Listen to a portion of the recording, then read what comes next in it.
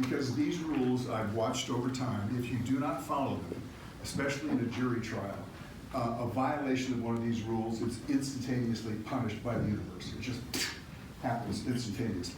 And so I start each trial by talking about these with the team, with the client especially, and I have a poster board, a big poster board that's in the hallway in the war room.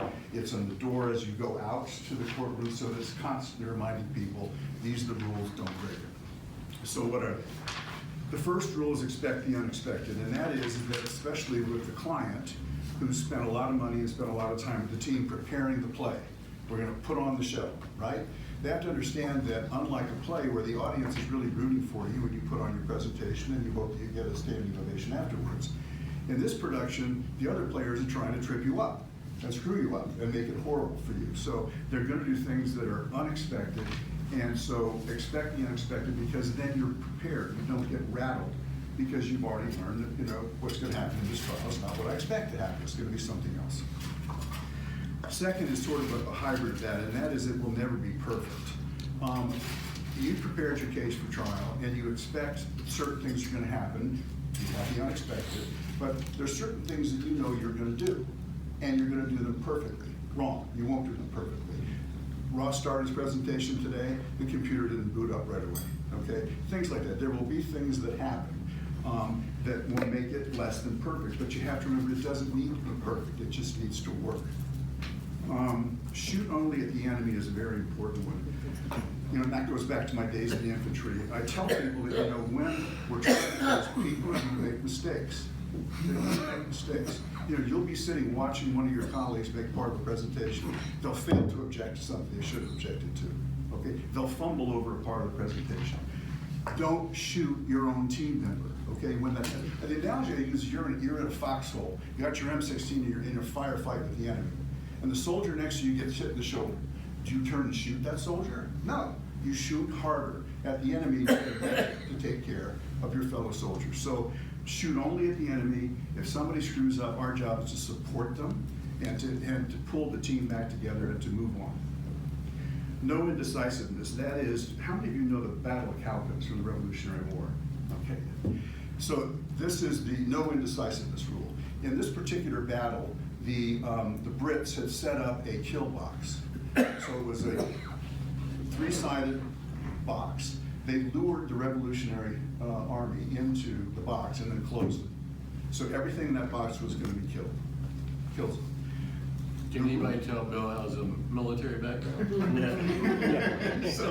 So the rule there is that happily the guy in charge of the rebels didn't stop to figure out the best point of attack. We see, is it weaker over there? Is it weaker over here? Let's have a little conference and talk about where we're going to go. He just, boom, attacked. Could have been the worst place to go, but he did not sit and wait until everybody was dead to make a decision. He just attacked the point. And so this is one where I have to be cautious with my trial mates. It doesn't mean that you're irresponsible. It means that if you're in a situation, and because trials happen literally at the speed of sound, if you're in a situation where there's a problem, okay, be decisive about how you're going to handle it. Most of the time, it's better to make the wrong decision than to make no decision. Okay, this is one of my favorites of all time. If I only had one, it would be this one. No sleeve tugging. Okay, that is that you're in trial, and all of your colleagues want to be helpful and they have an idea, and so they want to tell you their idea, okay? Or they're going to slip you a note, okay? Or they're going to okay. Now, a couple of things are really bad about sleeve tugging. Number one, it's a horrible distraction. Go back to my foxhole analogy. I've got the enemy lined up. I've been paying attention to the whole thing. I'm about to take that important kill shot, okay? And Meryl pulls me. Boom! Okay, it went somewhere else. I didn't get the shot off, okay? The other thing is that it makes you look disorganized, right? Because instead of looking, and I'll get to that, like you're in control of the courtroom, it looks like this is some sort of clown show. Okay, we're doing it on the fly. So I've got to be sure to tell you to do this. You've had a year to go here. So what do you have to tell me now? Now, it's true, there will be things that come up that need to be addressed. It has to be life-threatening to sleeve tug. Otherwise, wait. Talk about it later. An example of how the universe punishes this instantaneously is a case that I had where one of my younger partners, and you know, we'd had the talk, but he's a sleep tugger, he just couldn't help it. And so during this trial, I was at the podium, and he'd been handing me notes, and I actually at one time wrote down sleeve tugging. Yeah, sleeve tugging. Okay. I'm at the podium making an argument, and he stands up to whisper something in my ear. And the judge says, "Mr. McCrae, stop doing that. I know it's annoying Mr. Wegner, and it's annoying me. Just stop it." And that's in front of a jury, you know. So it's limped back to the, and so you get punished instantaneously, especially on sleeve tugging. 6, screw-ups will happen.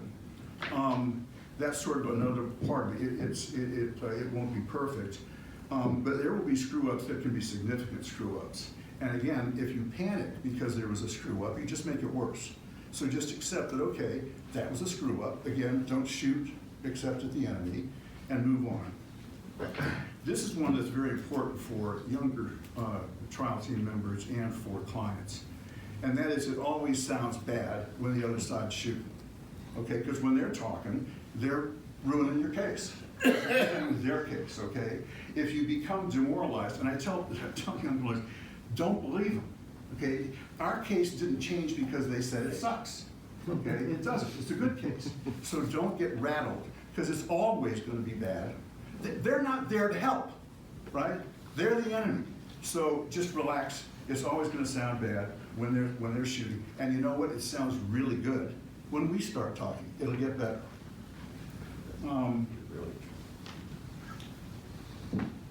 Be flexible and be creative, focus. This is one where when the screw-ups happen or when things, the unexpected happens, it is absolutely critical to be able to be flexible. To say, okay, we wanted to get from here to there and we can't. So how do we get something like that done or something similar? You gotta be creative, you gotta be flexible. If you just hang on to the plan that's not working, you're gonna fail. So you gotta let it go. That's not gonna happen, that's what we plan to do. I've got all these great graphics that we were gonna use. No, you're not. It's not going that way. So, you know, you can show them to the family when you get home. just not during the trial. Okay, go somewhere else. Okay, don't fret the small stuff. Because trial lawyers are generally over-controlling perfectionists, okay, it needs to be perfect. Back to the perfect rule. There will be things that happen that will seem to you, because let's say your part of this case was to do this cross-examination. It's not going the way that you thought, okay? There's little things that you wanted to get in that didn't get in. There was that perfect zinger that you were gonna take out of the depot that was gonna take this witness down, and it didn't happen. You have to then pause and think, either on the spot or back in the war room at the end of the day. Didn't really matter. In the grand scheme of things, did that little mess matter? 90% of the time, it doesn't matter. All right, 11, be calm and thoughtful. 11 and 12 really kind of go together. And I shouldn't have to talk long about this because, you know, the lawyers in this room, we all know what it's like when you're in the presence of a lawyer who's in control of the courtroom. It's their courtroom. It's a judge, and it's my courtroom. The judge sits up there, I sit down here, but I'm in charge of this courtroom because I'm prepared, I know what's going on, and this is very critical because, you know, when you debrief with jurors, I always find it interesting.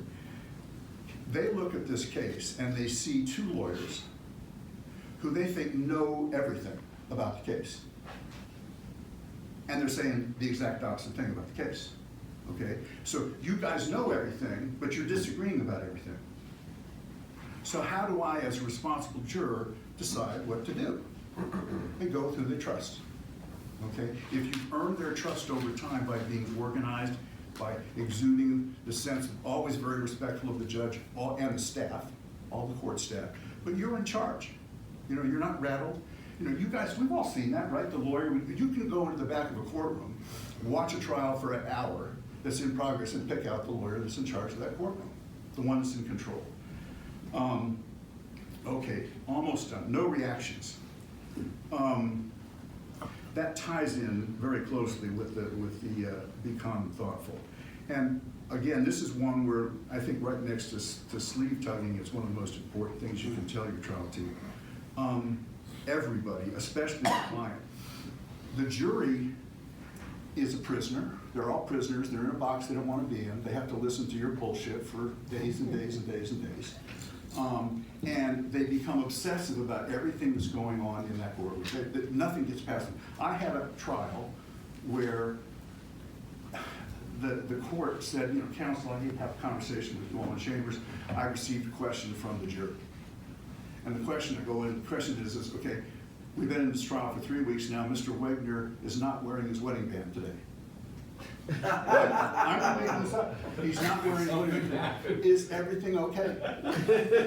I had gotten a little clogged pore under here from not getting the soap out from under this enough times. So I took it off that morning and went to court without my wedding. They noticed. He's not wearing his wedding band today. So we had to craft an agreeable response to send back into the jury. You know, no, everything's fine, Mr. Wegner. He has. Someone in that jury had their. I've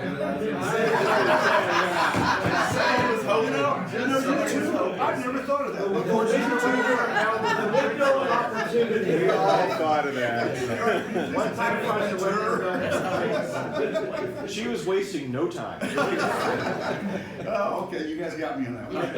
You didn't turn it off. But on the no reaction, the point about them noticing everything is all the time. All the time. A couple of examples of the universe punishing people that didn't pay attention to this. An assistant of mine during a trial was sitting in the back of the courtroom, heard an answer from one of the other side's witnesses, and went, ha! Boom, thrown out. You leave the courtroom right now.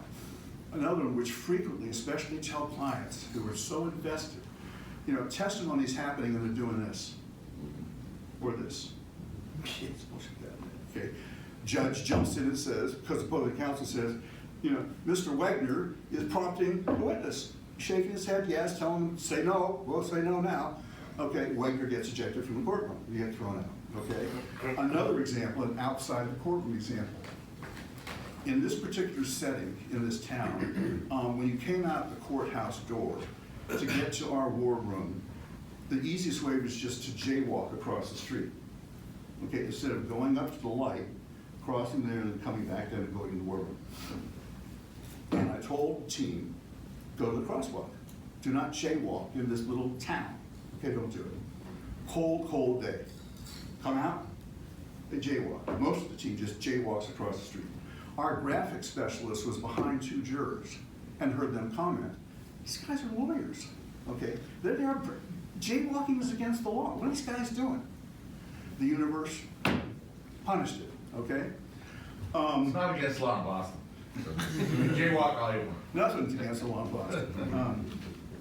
All right, keep your eyes on the gun sight, not the gas gauge. I've used number 14 as an opportunity to condition the client for how much this is going to cost. Okay, we're all cost conscious. I'll say we always are going to look for ways to save money, but we're in the fight now. This is the trial. We're in the fight. Oh, Bill, I like this. And if you're Me looking too. at the gas gauge instead of the gun sight, you're going to get shot down. Okay, no fighter pilot stares at the gas gauge while they're involved in a dogfight. You just don't. You look at the gun sight. And so I've used that many a time to get the client to just fuck up. I don't want to hear about how much this has cost them today. We'll deal with that later. Last rule is remember we are right. You know, especially in long trials like the one Ken just finished, people get tired. You know, they get exhausted, they get worn out. And they've also been subjected to the other side telling them they're wrong over and over and over again. And it can be very demoralizing.